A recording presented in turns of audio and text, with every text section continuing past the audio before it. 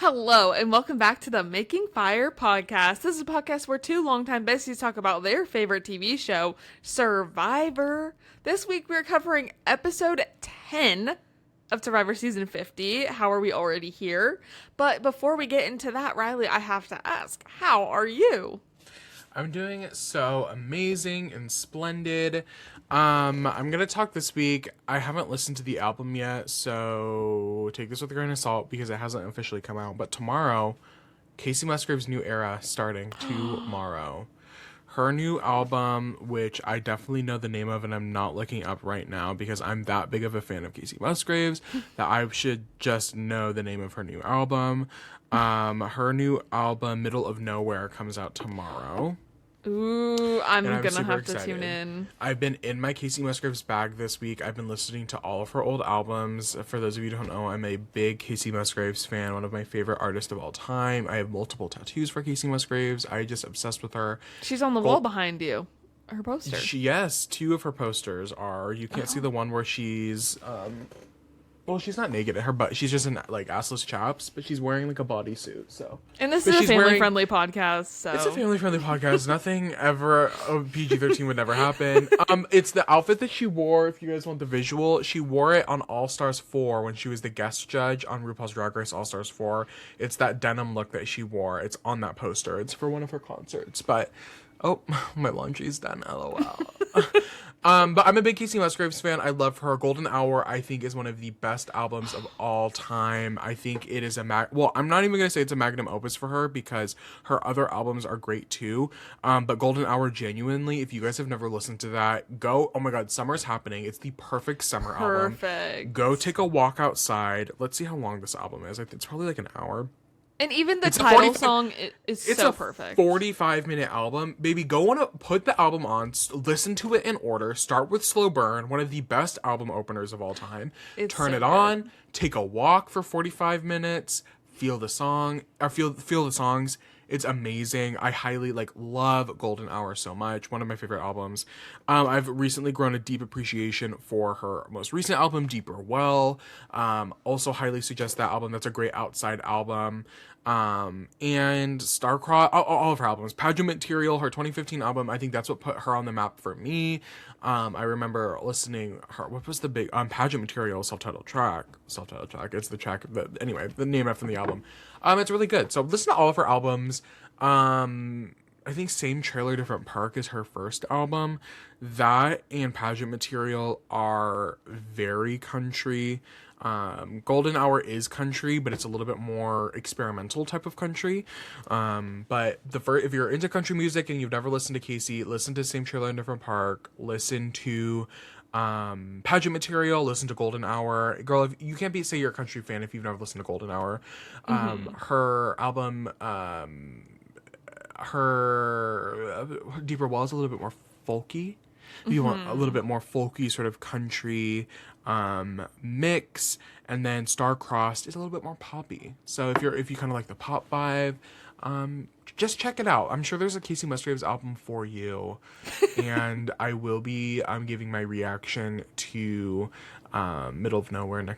I'm sure next week I'll tell y'all what I thought. Okay, well, I just want to say thank you for letting me know about this new album because I'm about to have a road trip situation coming up. Yes. And I am currently taking suggestions for that playlist. We are currently at, I think, almost 8 hours, which it doesn't quite cover it. Right. So. No, for sure. Yeah, but also that gets into just like a what am I trying to say?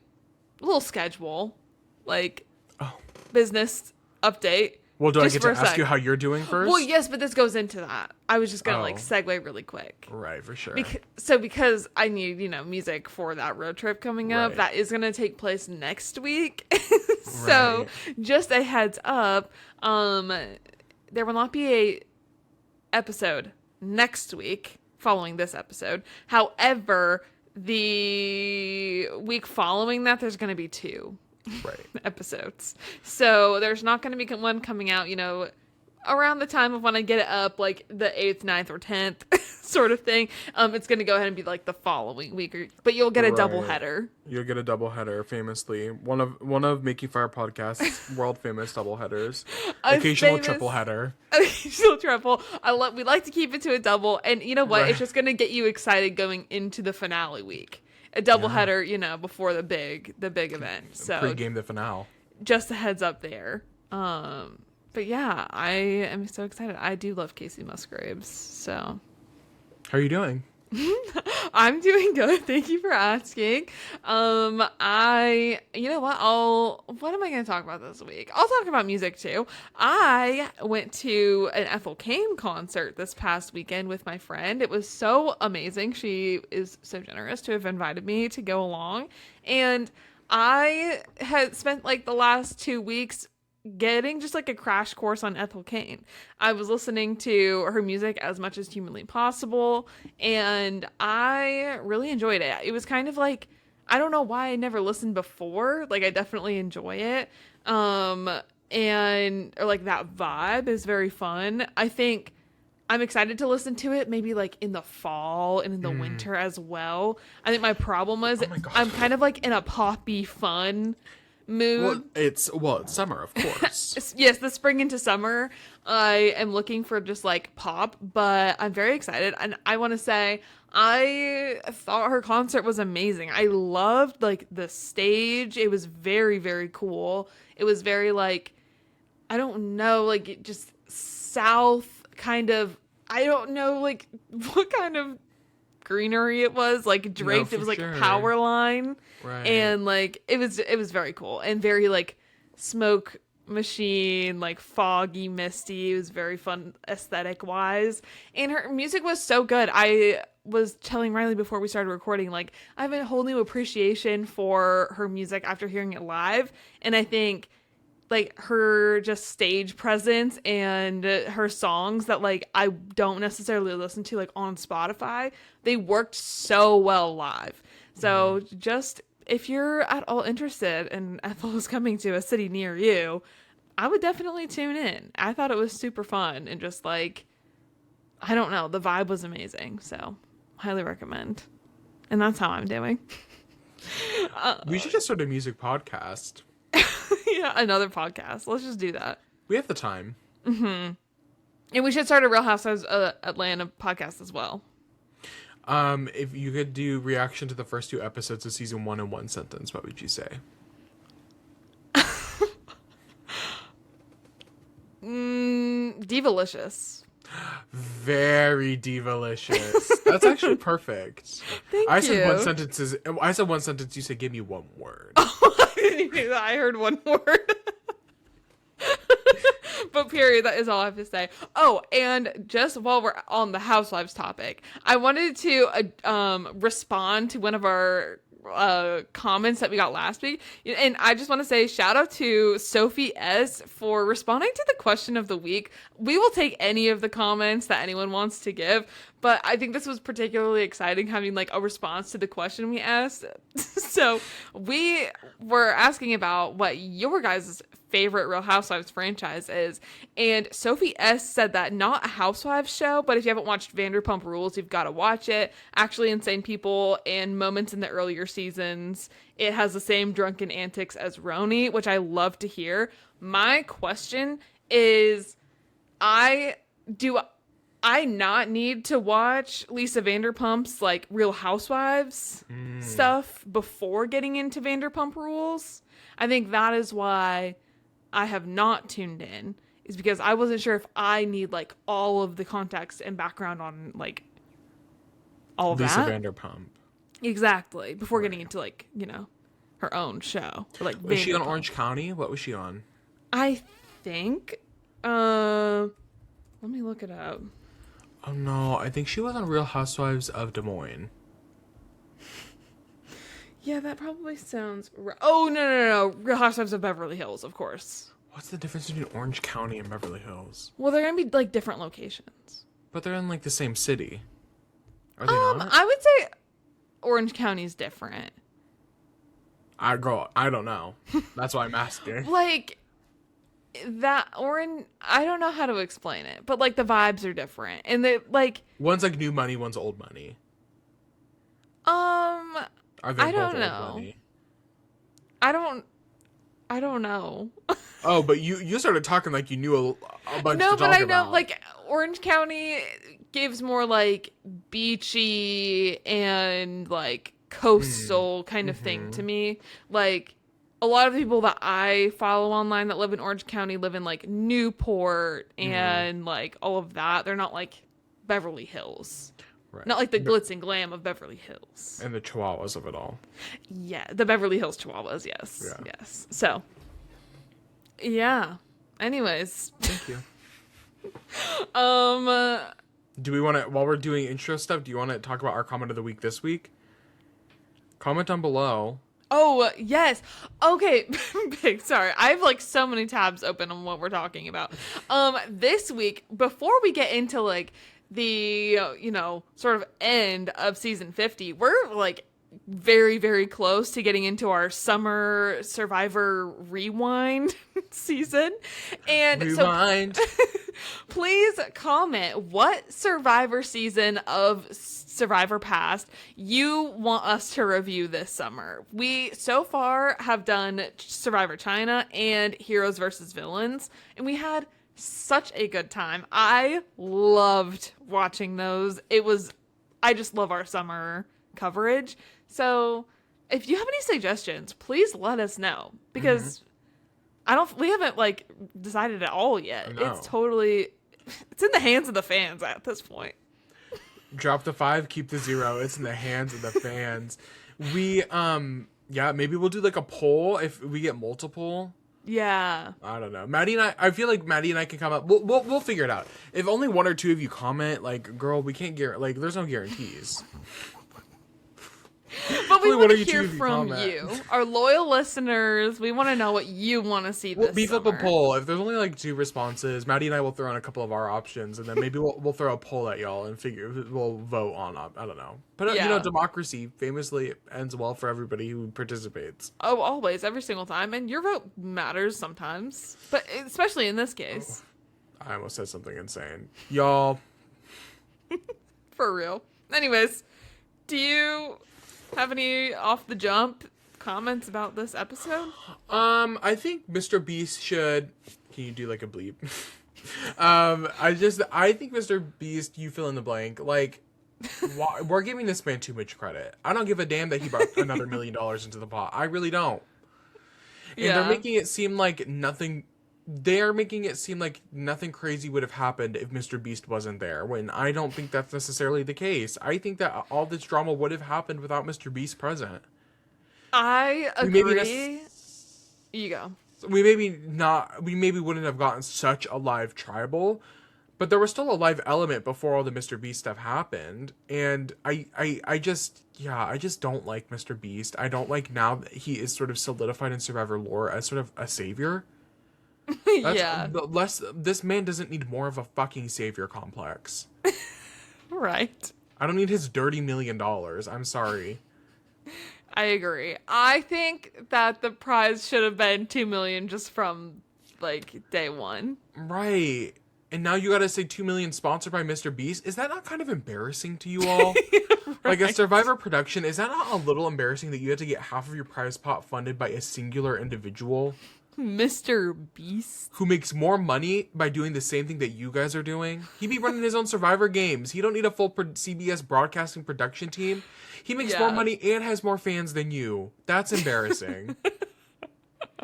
I will say, I like that he was not as involved, like, physically in the episode, and, like, came in and then left, and then, like, came in again. But, like, Borderline hit.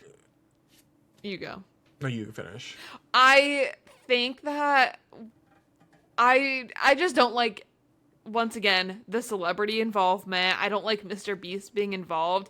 I think if you just remove him from the situation, it would have been so fun. Like, I still think the uncertainty going into Tribal was really fun. I think the stakes were really fun. But why do we have to have Mr. Beast attached? You know? Can we talk about classism real quick? Yes. Why you're calling the show In the Hands of the Fans, and it was presented to us as a fan base of the not rich celebrities who watch the show, presented as us making decisions that affect the game, when in reality what you all really wanted was to have celebrities fund your legendary, like, historic 50th season by calling it In the Hands of the Fans. Billie Eilish ain't no fucking fan of Survivor. Yeah. I am a fan of Survivor. Yeah. Billie Eilish, name the winners in order. How about that? And you can watch Riley do it on the Patreon. On the Patreon. That's what I'm saying. And sorry, no shade to Billie Eilish, shade to Jimmy Fallon, and shade to what's his name, Jimmy Beast. Well, and my thing is just, once again, at the end of the day, shade to Jeff Probst, because they wouldn't have been just allowed on if, like, someone hadn't okayed it, and we know who it came from, you know? I'm just like, the branding of this season really irks me, because I'm like, you're making it seem like we had a decision when the decisions that we made have no impact in the game.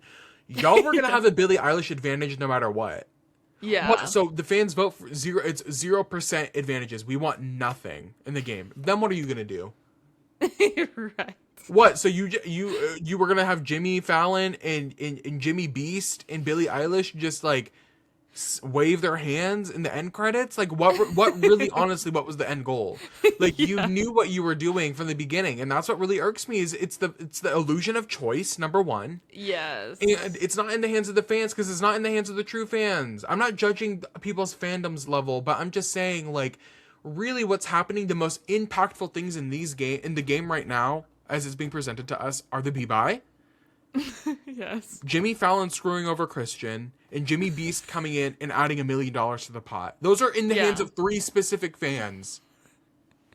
And I want to say again, like, I liked the twist, or, like, I liked what happened this episode. I really enjoyed the coin flip. I loved the chaos that the, like, not knowing what the Beware advantage thing was going to be. I loved all of that, but just, like, please remove Jimmy Beasts.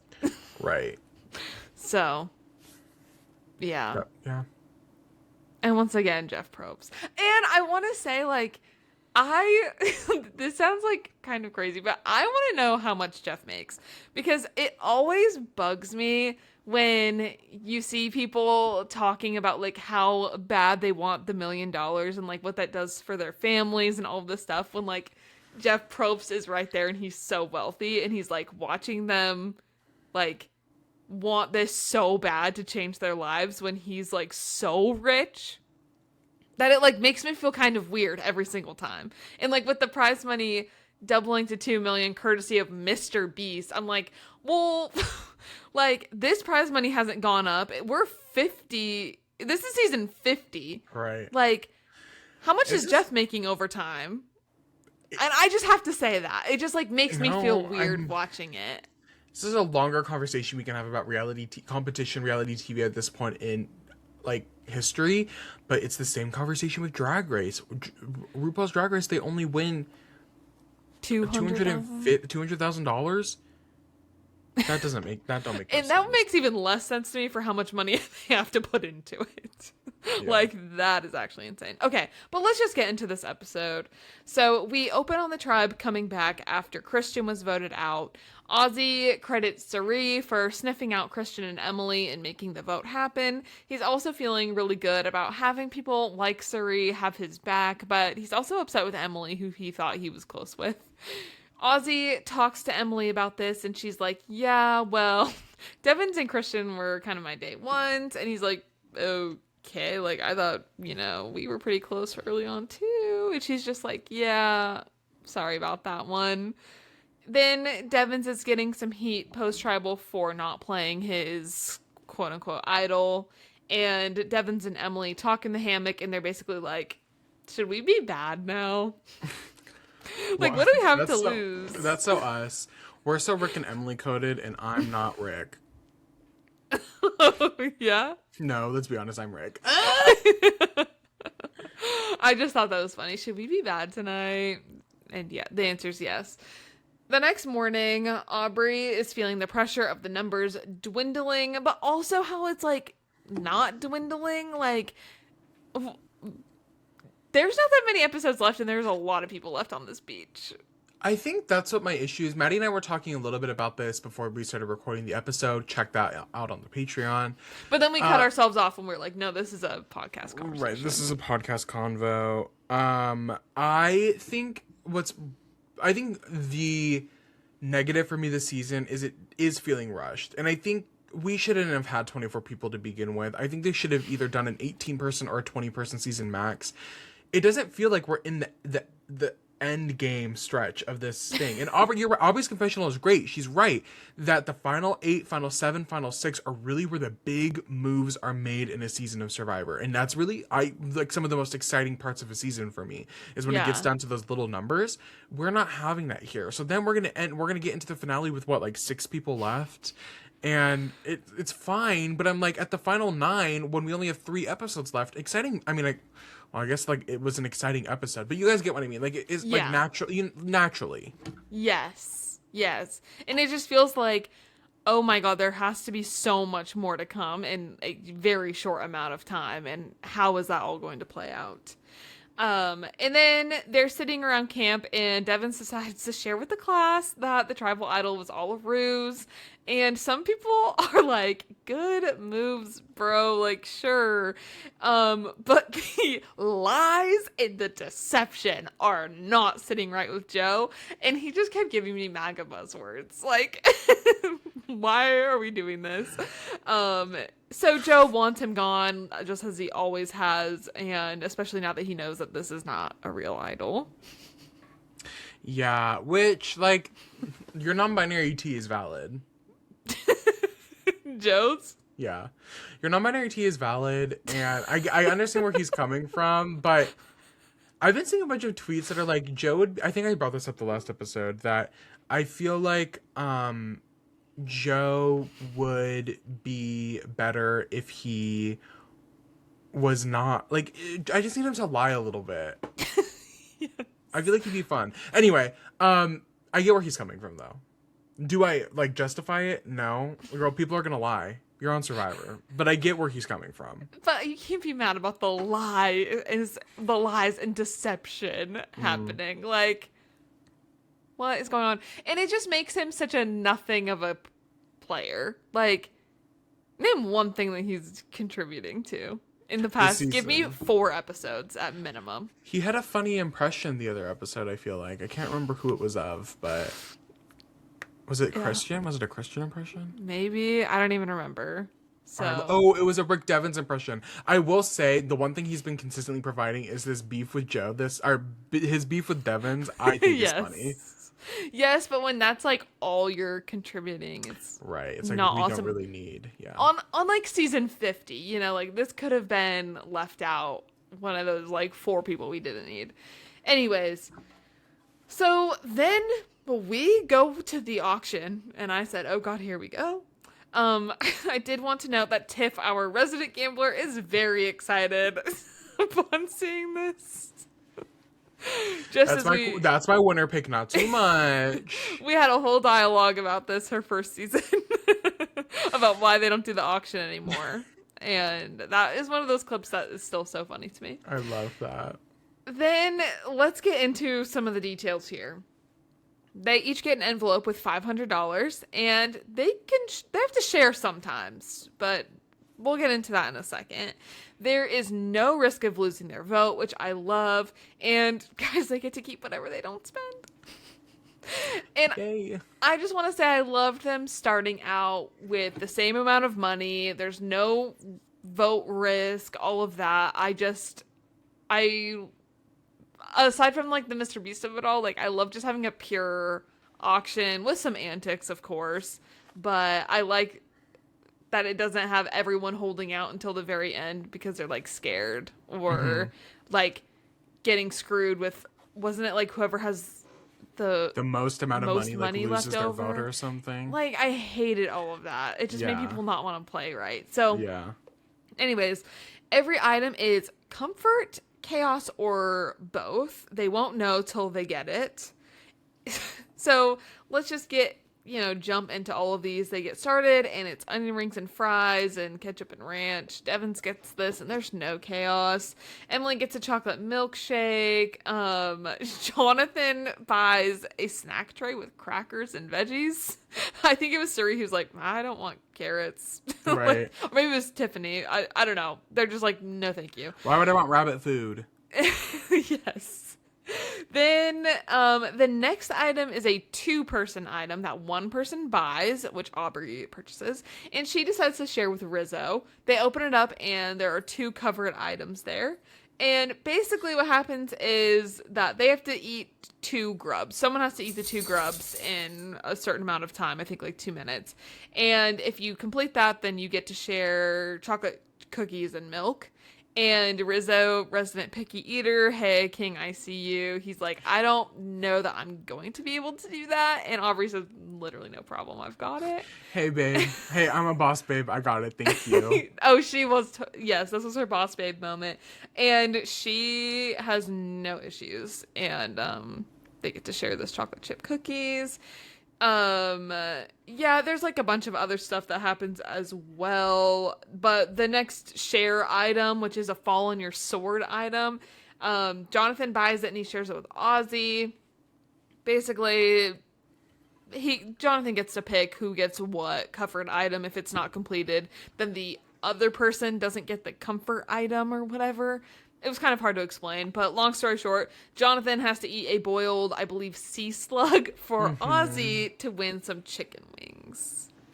And like mashed potatoes or something? Yeah, it was... All the fixins. And Jonathan does go ahead and literally gag that down. It looked tough. And that would be my problem, is like the texture. Yeah. And it was large. Yeah. It looked like boo-boo shit. It looked bad. Then after multiple more items are sold, I love Suri has a moment where she says, hey, I'm gonna go be sick off to the side for a second, but no problem. She has her moment, she gets back to her food, and she's all good. And she said, I'm gonna keep eating. Yeah, I am perfectly fine. Aubrey gets emotional while eating some mac and cheese. Naturally, what else happens when you're eating mac and cheese? Real. I actually had mac and cheese with my dinner last night, so I was, I'm so emotional, baby. Then a big covered item comes out, and Jeff says that it's the biggest item that they all have to buy in on. And it will either be, the biggest comfort item of the season or chaos as well. And of course they all buy in, and it's the loved one letters. But then Jeff says that there is an equal dose of chaos with these, and another super fan had a little hand in this. Like, okay. So what happens if they don't do it? What happens if I'm Rizzo and I say, I don't want to put my $20 in. I don't want to risk chaos to my game. I'm not putting $20 in. I honestly Does Mr. don't Beast know. go home? And see, that's... I'm not going to get going. I'm not going on a rant, but that's what pisses me off. That it is built into the... It's built into the system. It is systemic. Ooh, don't get me going. And who set that system up? And who set that system up? Jeffrey Probst. I just am like, what was going to happen if one person doesn't put their 20... But that's how, it was set up that way. Because who wasn't going to put $20 in? Yeah. You're on Survivor 50. I'm going to put $20 in. And it seemed pretty obvious at this point it was going to be letters from home. You're leading them on. It's the illusion of effing choice. Yes. So we do welcome to the stage Mr. Beast, and Rizzo is so excited. Specifically, I learned that so Joe didn't buy anything during the whole auction until the letters, and he said that he thought that at some point like a big steak or something good would have been brought out, and so he was holding out his money until then, but then he just ended up buying nothing but the letters. So He did take his wife out to a nice dinner when he got home with that money. I love that. He also said that he had no idea who Mr. Beast was. which I love. So Jim Jimmy walks in with his briefcase and Jeff is fangirling. Jimmy says that he takes a lot of inspo from Survivor and loves the energy of everyone in the room. And then Jeff says that it's a Mr. Beast super beware advantage. These are Survivor buzzwords. And they will find out. It's the intersection between MAGA buzzwords and Survivor buzzwords. The Venn diagram needs to be studied because it's kind of overlapping a little bit. Go ahead and write a paper on that. And they will find out what this means at Tribal Council. Everyone is dumbfounded and confused, and then Jimmy takes his leave. And Jeff says, you'll get your letters back at camp, but grab your stuff. We're heading to an immunity challenge right now. Why did they're full. That's what would piss me off. But I'm like, why do I feel like that was supposed to be a bigger gag than what it actually was? They're like, we're heading to the immunity challenge right now. Me laying in bed with my mom watching this, I went, oh my God, like, can we just get going? And all of them were just like, okay. Fine. Like, okay, I'm tired, but right. Like, sure. Okay, I just ate a whole thing of charcuterie, but whatever. Suri's rallying at this point. Imagine though, it was like a running endurance challenge. That's fucked up. I saw someone post that one of the challenges from 41. It was like Erica twirling around in like a thing and like doing rope. And people were like, imagine if that's what the immunity challenge was. Like, that's fucked up. That would have been bitter chaos from like, I think that would have been smart. I'm sorry. Like, disadvantage to the auction. Like, yes, you did that, but here's your con to your chaos to the comfort or whatever it was. That would have been so nasty. Like, I don't know if the network would have let them do that, but I do think it would be like pretty funny. So, right. Or it was like, are you not supposed to swim after you eat or something? And it's like a swim across the whole Pacific Ocean challenge. Loser drowns. Right. So then we get to the challenge, and I actually really like this challenge, and I do think it was a good one to just immediately jump into. They have to balance on a narrow beam holding this bow sort of thing with a ball on top, and over time they move down the beam and it becomes increasingly narrow, and if you fall and if your ball drops, really, you're out. And you're actually going to be out. It all comes down in the end to Tiff and Ozzy, and Tiff wins. She was completely solid as a freaking rock the whole time. Winner pick. That's my winner pick. I know, and she, now that she is safe, has made it longer in the game than she played last time, and I think that's so beautiful. Made me very emotional. I'm so emotional. Song of the episode. I'm just happy for her. I'm happy to see her succeeding and her happy. Even if she's not getting screen time, but that's what our girl deserves. Yes. Then they get back to camp and they're reading their letters from home before getting into the chaos of the evening. They all get emotional hearing from their loved ones, and Suri gets the first letter in her whole life from her dad at like 54.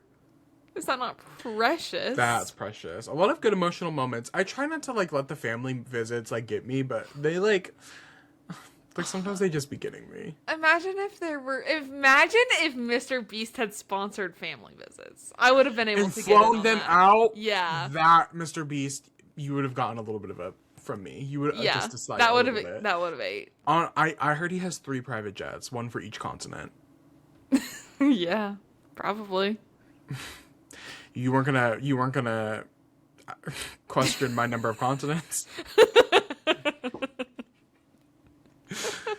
Well, I would assume he didn't have one on Antarctica, first of all. Right. And I don't know that, like, it would be super necessary in Oceania. He said, He has this yacht down there. Right. To get and why would he need one for South America? Right, it's, like, connected to North America. Right. So, like, basically it's like a supercontinent anyways kind of thing. Right, for sure. And that, sure. And Europe and Asia are like connected. Right. So honestly, you guys. He's got the Americas, Eurasia, and Africa.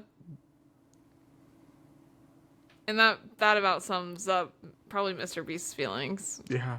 Anyways. Mr. Beast, you're welcome on the pod. We do charge. We do. A hefty fine. Hefty fine to be on the pod. Yes. So.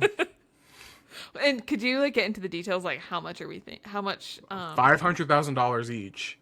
Since he has the money lying around. That's actually what we charged. Like Sam, when we got that cameo from him, he actually had to pay us to put that on the pod. And same thing, Star. You'll know Star is absolutely freaking loaded, and she gave us like at least like 750,000 each. Was that right? Yes, and Jimmy, we know that you're struggling a little bit. We know dropping a milli on Survivor 50 really put a dent in your pocket, so we're willing to lower down to 500,000 each. Yes, but your time does get cut in half. Yes, and that doesn't include like if you're gonna play with cards, there's like gonna be a service fee on top of that. Right. And I know you like only like to pay in gold. So there is going to be like a shipping and handling thing. Right. We'll take care of that. You just have to like pay us and then like we'll do a service fee on top of that. Right. We'll get into semantics later. Anyways, Devins reads a sweet letter from his wife, and Aubrey gets inspired after reading her letter to make some big moves in this end game-ish. And this is when Aubrey talks about how she thinks she should have won her season, but she reflects on Michelle Wingerald's win and all of that. Winchell. I called her Michelle Wingerald. Winchell. I think it's Winchell. I think it's Winchell Fitzgerald. Yeah. This was the timing of this episode was interesting because there had already been discourse about this earlier this week. Because Aubrey commented on like a TikTok or like a clip or something that somebody posted talking about her loss in Korong. Or she made a comment on a podcast, and then Michelle commented under the clip and was like, I don't know why Aubrey, like, she thinks she deserves to win, blah, blah, blah. Like, I've never talked bad about her. Yeah. And so there's a little bit of beef up in the air right now, but maybe we'll watch Korong this summer. We'll have to see. Maybe that'll be someone's suggestion. And then we can get to the bottom of it. That would be fun. I will say my only issue is that's like before we started the podcast, I think maybe the season that I rewatched most recently. Have you ever thought about buying a gun? I know, and you hate Aubrey as well as me. No, I famously don't. The two people you hate most in the world, Aubrey and, say it with me, Mary Ann. Oh. Should we rewatch her season? 42? Ooh. No, I don't want to do that. Anyway. Anywho's. Okay. Now let's get into the plans for Tribal. And this is where it gets crazy. Baby, I was like, oh, this is going to be a quick Tribal, because at this point it's like 9:15. I was like, oh. I had no idea it was a full 2-hour episode tonight. And I want to say it's nasty that I keep ending up with the 2-hour episodes. This is not the first time that's happened. I think I like this little life. So I know I was looking at our time. I'm like, oh, recording. We're only like 38 minutes in, but it's actually about to get a lot busier. So Aubrey, Steph, and Jonathan are talking, and they know that they need to be smart about this vote for numbers going forward. Jonathan wants to go for Ozzy. Key part in this whole thing. Jonathan has the idea to go for Ozzy since he's good at challenges and he's playing smart this time. And he tells Steph that Ozzy was bringing her name up, which is a complete and utter exaggeration, aka a lie. Like that is what I'm saying. Like, why are we calling it an exaggeration? Like, you are lying. And I don't mind if you're lying, but don't stand on a soapbox and claim integrity, honor, and right. ingenuosity. I would actually prefer if you lie, but like, why does it have to be a problem? Right. But calling it an exaggeration is like the exaggeration of a lifetime. Like, That's insane. So he brings this idea to Devins as well, who is into it. He's like, okay, sure. He's in a weird spot anyways, kind of like blew up his position with a lot of people. So he's like, okay, all right. Devins brings Emily in on this Ozzy plan, which she is obviously like pretty okay with now that their relationship isn't in an awesome place, and says, Devins, we are unhinged and we should not be allowed to play this game together. Ew, millennial fucking cringe. You know that I love her, and you'll never catch me hating on Emily Flippin. Don't take this as bad, but you know that picture of the woman who has like the bag of pizza rolls on her head, and it's like a Facebook, and it's like, oh my gosh, you're so crazy. Oh, yes, and she's like in the grocery store. Yes, yes. The editor, can we get a picture of that here, please? That's what she gives. Mind you, I did a comparison of Emily and Mary from work in the last episode. Yes. Thank you, editor. But no, this is so millennial of her. We should not be allowed to play this. We should together. not be allowed to play this. We are together. Absolutely unhinged. Right. Yeah. So then, I started calling Jonathan Johnny at this point because I'm not writing that whole name every time. Johnny starts to talk to Joe, who would prefer to get Devins out. Obviously, they have had beef from the very beginning. But he isn't necessarily mad about Ozzy either. So he's like, okay. Joe, yes? I was going to say, did you know that Jonathan, commonly referred to as Johnny by a lot of people in his life, has a niece? Not a daughter. He has a niece. His niece's name? Beyonce. And did you know that she wrote a song about him? Uncle Johnny made my dress that she looks a mess. Okay. Took me a while to... Thank you for... I'm just letting you know, that song that Beyonce wrote, Heated, track 11 off of Renaissance, is about Jonathan from Survivor 42. Yes. Uncle Johnny, he made her dress. Yeah. Do you want me to do the whole outro of that song? That'll be a Patreon. We can't, copyright here. Right, Beyonce, she's watching. Poll. Which, do you like Cowboy Carter or Renaissance more? Yes. Renaissance. There's a correct answer. Well, I've been afraid. Okay, anyways, we have to keep going. Me calling Maddie out last episode for distracting me from my notes, and girl, payback, ain't it? No, oh my god, I've actually been just exclusively listening to Beyonce lately. I'm kind of in that phase again, and it's always going to be the Renaissance album. But I will say, taking us back to the beginning of the episode, I did add a lot of fun throwback Beyonce songs to our road trip playlist that I'm very excited about. My Beyonce album of the year is self-titled. I've been listening to that album. That's so good. So, anyways, okay. Joe brings this Aussie thing to Sari and Tiff, and Sari is basically like, here we go again, having to control this vote again. Like, why her and her people keep catching strays. Steph then tries to lie to Sari and Tiff and say that the group is between Devins and Emily tonight, which Sari sees through immediately. Steph can get nothing by her. I don't know why Steph thinks she can outplay Sari. It's been 4 times in a row that you've been outplayed by her, or however many times you guys have played reality TV together. You need to take the hint.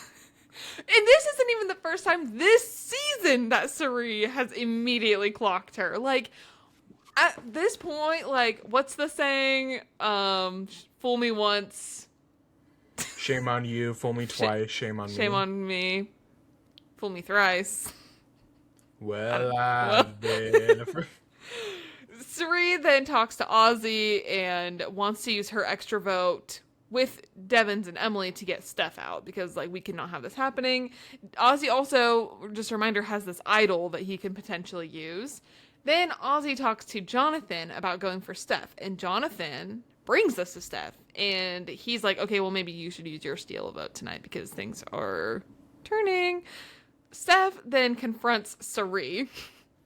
about how Suri was going to vote for her tonight. And Suri is like, okay, well, that's just what people are telling me. That's not necessarily what I'm going to do. Like, if people are bringing me information, I'm going to listen to it. What do you mean? Right. Steph then talks to Devins about going for Suri or Rizzo. And Devins is like, okay, well, let's do Rizzo. And then Emily, Steph, Devins, and Jonathan are talking and agree about this. And then we get this whole montage. I didn't even get into the specifics. No. Where genuinely every single person's name was being thrown out there, including Tiff when Jonathan accidentally says Tiff. And when he meant Steph. Not a single person was safe out on that beach this day. Oh my god. Truly, Jonathan goes, it's Tiffany. Wait, no. It's Stephanie. It's so funny. Like, that's where you know. That's why I'm saying is like, I don't think this was all caused because of Mr. Beast. At not one point did the concept of, oh, well, what's gonna happen? Yeah. We still have this like thing. We have to figure out like all of this was genuinely nobody wanting us to like it was just the back and forth of it all. Well, and because they couldn't make a backup plan if you don't know what the actual thing is going, like what's going to happen. Like you can't really plan for something you don't know. So yeah, this chaos was going to ensue no matter what. And it was so beautiful. I could not take detailed notes through it because it was so insane, but I just loved it. I wouldn't have expected you to. Thank you. And you know what? I actually just enjoyed getting to watch the chaos of the moment. Yes. And the drama. I love that. It was beautiful. The drama? Still haven't watched it. Freaking heck. I think it's out of theaters now, babe. I think you missed your opportunity. Really? Yeah. Oh, it'll be on streaming soon. I feel fine about that. I can't keep talking. I was gonna say there's another movie I'm really excited about. I talked about how I read a few months ago Remarkably Bright Creatures, that book, and it's coming on Netflix like next week. I think May 8th, maybe. A Netflix original? Yeah, I believe so. Sally Field is going to be the main actress. I love that. Also, everyone read this book. It's so good and beautiful, and I'm so excited for the movie. Okay. We finally get to tribal council. And just when you thought it was going to be over soon. Oh, well, okay. I'll get into this in a second. I thought it was very cute as the jury's walking in. Devins gives Kristen a little wink on the jury. Little friends. Rizzo, then I thought it was very cute. Said that, Mr. Beast is his brother's idol, so therefore Mr. Beast is Rizzo's idol. And that's why he was so excited. So I couldn't clown on Rizzo as much as I wanted to because I thought this was very, very sweet. Oh, I love how much Lizzo loves his brother. I know. Do you call him Lizzo? I love how much Lizzo loves her brother.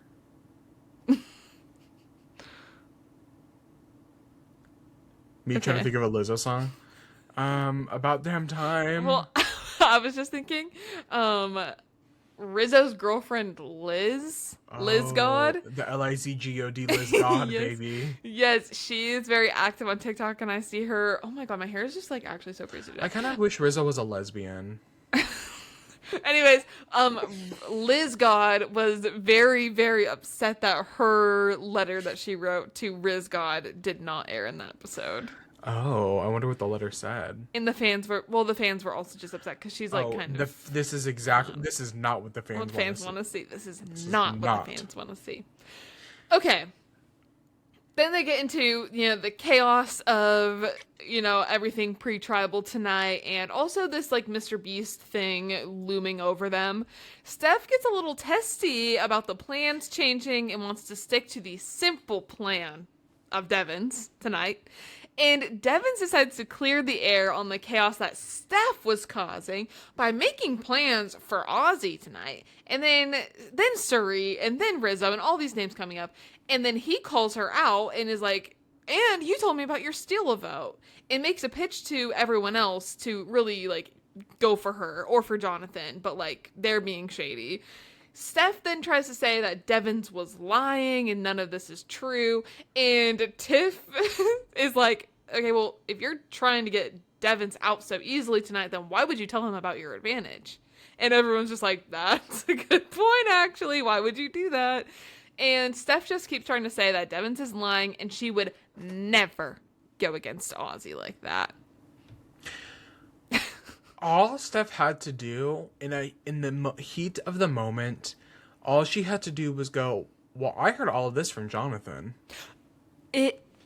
Why was this not brought up? Like, I understand that she didn't know that Jonathan was exaggerating, aka lying about Ozzy saying her name, but all she had to do, I feel like, maybe it was cut and we don't know about it, but it feels like she should have just heard this and gone, well, Jonathan was the one that came up with that plan. Right. And then immediately heads would have turned to Jonathan and said, well, let's ask the audience. Let's ask the audience. My problem with Stephanie is that she is obviously on this. She's a good example of she's not a good Survivor player. In the 4 times she's been on, there hasn't been one moment where she's had a good, even when she made it to the end her season, like, or her second season. She's an iconic character.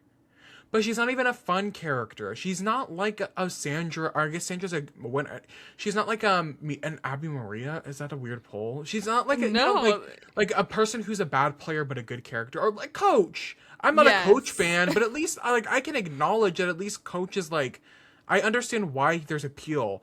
Yes. I don't understand why Stephanie was brought back. She's not that fun of a character, and she doesn't know what's going on ever, and it's not even a fun, like, aloof way where it's like, oh, like, silly Stephanie doesn't know what's going on. It's a frustrating, like, girl, get a grip on reality. Stop labbing to Sari and acting like you can outplay her. You have no grip on what's going on in this game right now. And then she gets so flustered the second she catches any heat. And it's like, girl, why are you acting like... goes down. It's just insane. Sari then starts laughing and is like, if you don't laugh, you'll cry out here. And she makes Jeff laugh so often. Like, she got 2 big laughs out of him this episode, and it was amazing. Then, also, as people are talking, there's whispers going on in the background. And then Rizzo basically, is talking about Steph, pretty directly, and is like, well, just own up to what you say. Like, backtracking like this is so much worse. And she just keeps being like, I know better now. Like, I've played enough to know that I never would be the one to, like, come up with a name for a vote. Like, that's how you get voted out, all this stuff. And then he's just like, what are you talking about? You can't, like, play Survivor without ever saying a name. Like, that makes no sense. And then why are you here?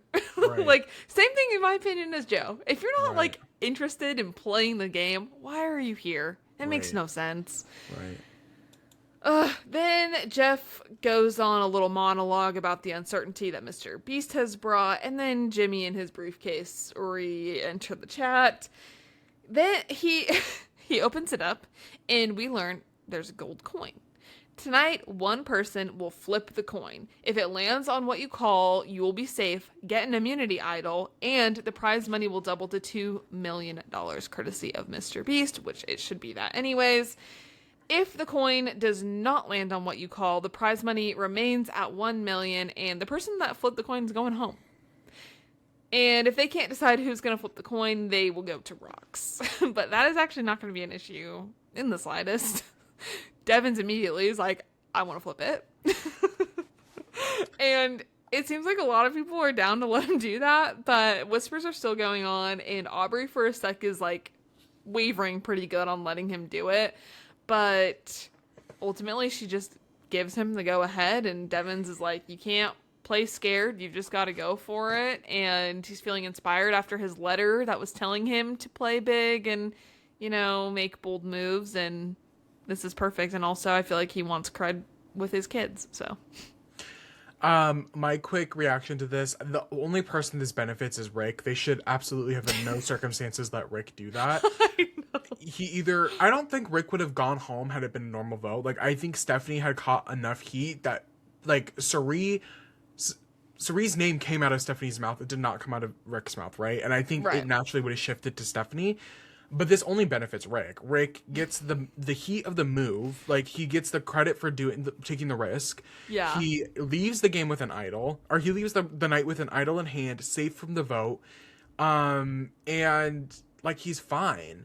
I think that should not have happened. I also don't like that the ultimatum was, okay, we have to draw for rocks if nobody takes the thing. I think what should have happened is that if nobody decides to take it, then they do the vote anyway. And whoever gets voted the most votes then is forced to do it.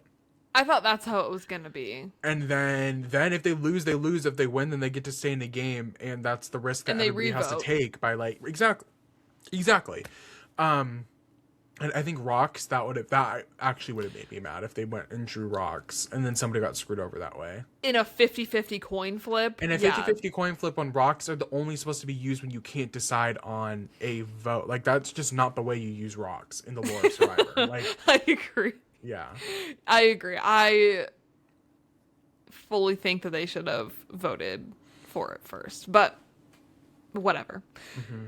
So Rick walks up to the podium, and here was my, like, this was just a problem because I was taking notes, but at this point I knew that there was going to be 20 minutes left in the episode because I had a clock, like, staring at me on my laptop, and I was like, okay, well, there's no possible way that he doesn't land this. Like, what else is going to take place in these 20 minutes? But I was still excited to watch this. He calls heads, the Mr. Beast side for his kids, and it lands on heads, of course. And I just want to say, good thing that Rizzo didn't call it because he was telling Rick to pick tails, the Survivor side. So shout out to Rick, and they all then take a moment to reflect on how crazy this is and Rick's bravery. And, oh my God. You know what? Let me not say too much. But you know what? It was just a big moment, and I am glad that the winner is going to get the $2 million that they deserve for winning Survivor 50. Like #herstory. Yeah, and at this point, like, I don't think there's I don't know. I can't even put it out into the universe. I just like there's literally no way that Joe wins. Or Jonathan. I was gonna say Jonathan better not win, but out of the others, I would be happy with anyone winning at this point. Specifically Sari, of course, but whatever. We then jump into a live tribal, of course, and Aubrey and Stephanie's names seem to be coming up the most at this point. And I just want to say, Jeff Probst, you are nasty once again, because Sari gets up to start talking, and he goes, wow, even Sari is up. Yeah, sir. That was fucked up. That was fucked up, that was targeted. You. Mind you, she's been off the couch. That's what I'm saying. For 20 years, she's been off the fucking couch. Why are we making, like, it's getting me mad. Stop. I wrote a whole paper about Survivor archetypes, and you know what? I'm keep it cute. I'm just saying, problematic. That comment did not need to be made. I will say, one of my favorite comments from the whole episode did happen. Again, Jonathan, get your tens. When he goes up to Emily and he goes, "What's the plan?" And Emily goes, "All I've heard is Stephanie." And Emily walks away, and she goes, "You are so full of it." Not one ounce of him. Not 1 ounce of him believed what Emily was saying. Or Aubrey. I think she said Aubrey. She's like, everybody's voting Aubrey. And he's like, you are so full of it. Like, what are you talking about? I love it. Oh, okay. Let's get to this vote finally.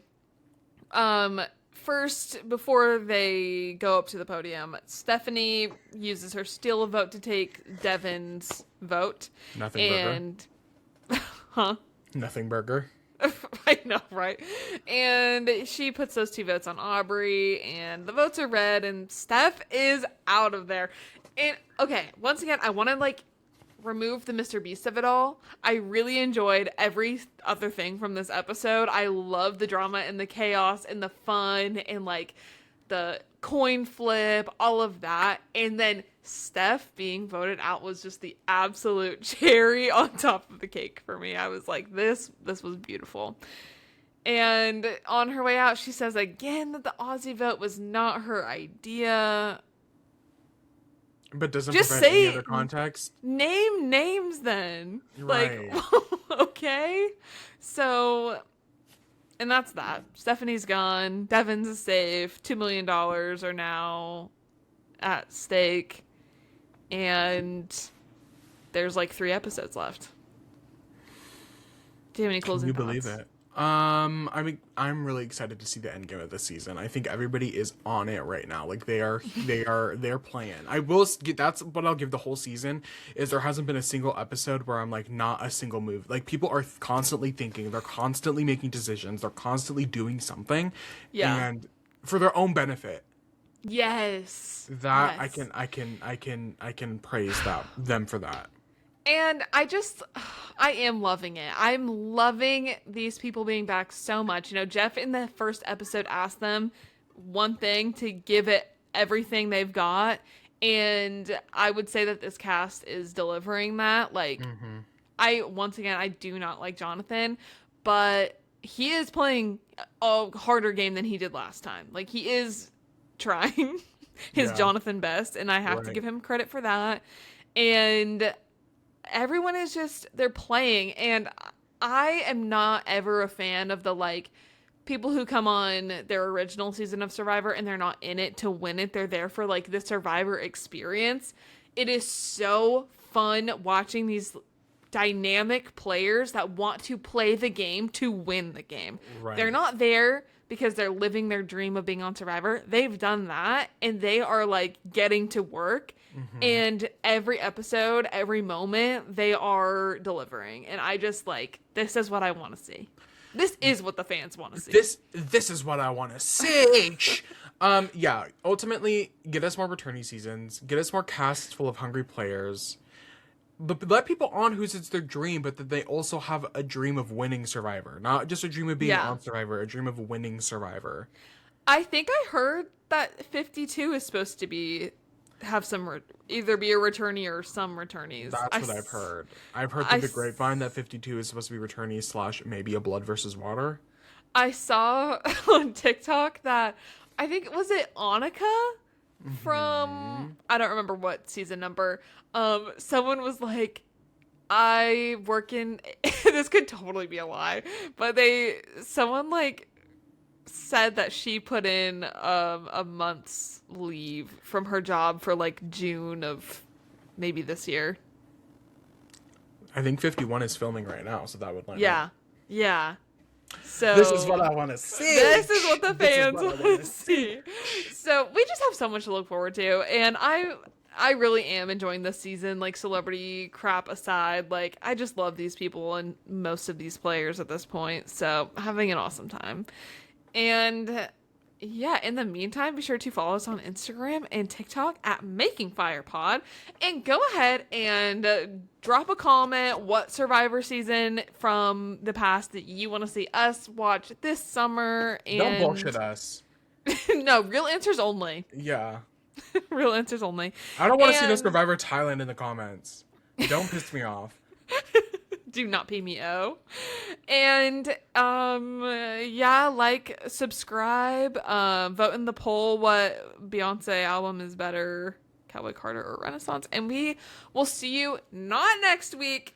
Just a reminder, but we will be seeing you in 2 weeks for a double header. So get excited. Put it up, mark the calendar, mark the GCal. It's getting serious up in here. We're getting serious.